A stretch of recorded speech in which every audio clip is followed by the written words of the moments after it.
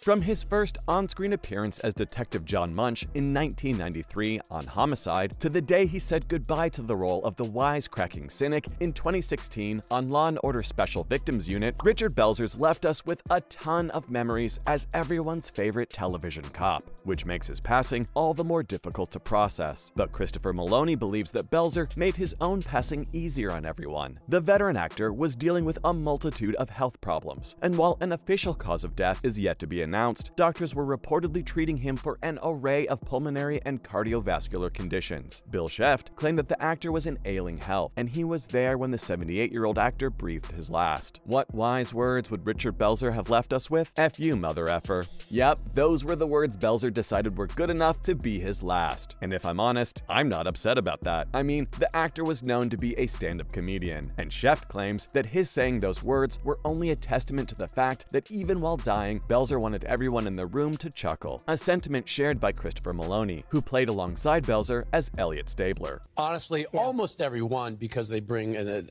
absolutely different dynamic. You know, it started with Dylan McDermott.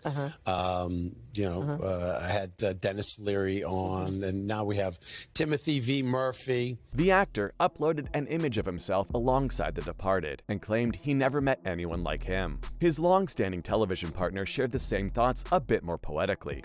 Way back, like 20 years ago, and I was embarrassed that I didn't know who she was, because when you act with Ann Dowd, you are blown back 20 feet because she's such a powerful, creative actor. Mariska Hargitay said that the actor lived a singular life. In his book, Law & Order Special Victims Unit Unofficial Companion, Richard Belzer talked about the exact moment he was asked to reprise his long-standing role as Detective Munch. Now, while Belzer was the one to call it quits on Munch after 23 years himself, had it not been for the veteran actor's quick thinking, the world would have lost one of the best television detectives a little too soon. This is my part, I'm serious. We're past this. Let's not even waste your time. Yes. And he laughed. And then we went to network, and I got it. And I found out that the other girl was for another role, and she was in the pilot too.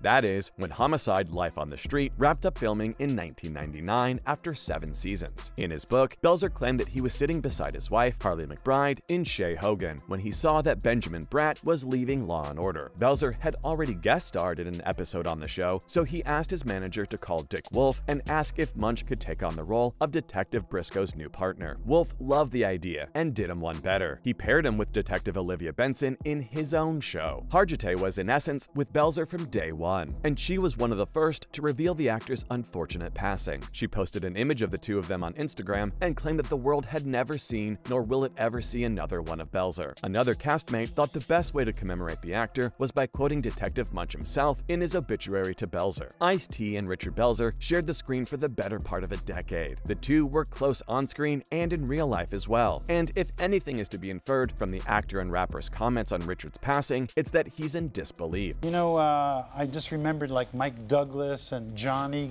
going over to the demonstration area and cooking. So I said, let's go over here. I was just trying to, do a wrestling move. Yeah, well, show me something, but The actor stated that after having the best week of his life, he was entering one of the worst of his entire career, and that was because his longtime friend Belzer had passed away. Now, while Ice-T was admittedly grief-stricken with the news, he left everyone with a direct quote from Detective Munch himself: "When you are having real fun and are truly happy, enjoy it to the fullest, cause pain is inevitably coming." People from outside the crime-fighting universe also offered their condolences. Like Vincent D'Onofrio was the funniest man ever. Now, calling someone the funniest man ever is a pretty tall order, especially when you're a comedian too. But Vincent was adamant that the world had never known a comedian quite like Belzer. He claimed that the two had met years before Belzer was propelled to mainstream stardom. That is, before he signed on for Homicide and Law & Order. So, based on my calculations, it would have been right around the same time that the actor was a guest warmer on Saturday Night Live, or working on The Groove Project, or any of the many projects he'd been working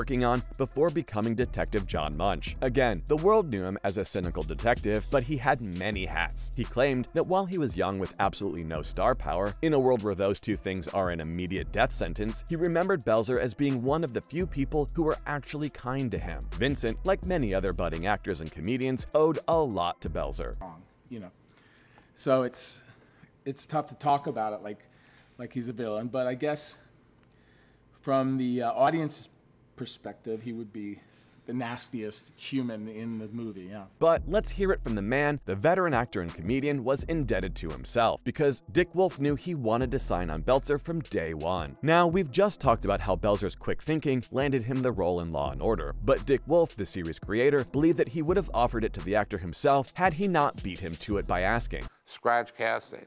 There was nobody in anybody's head about who should be these two characters, and it was a long, and it was sort of like the NBA Finals.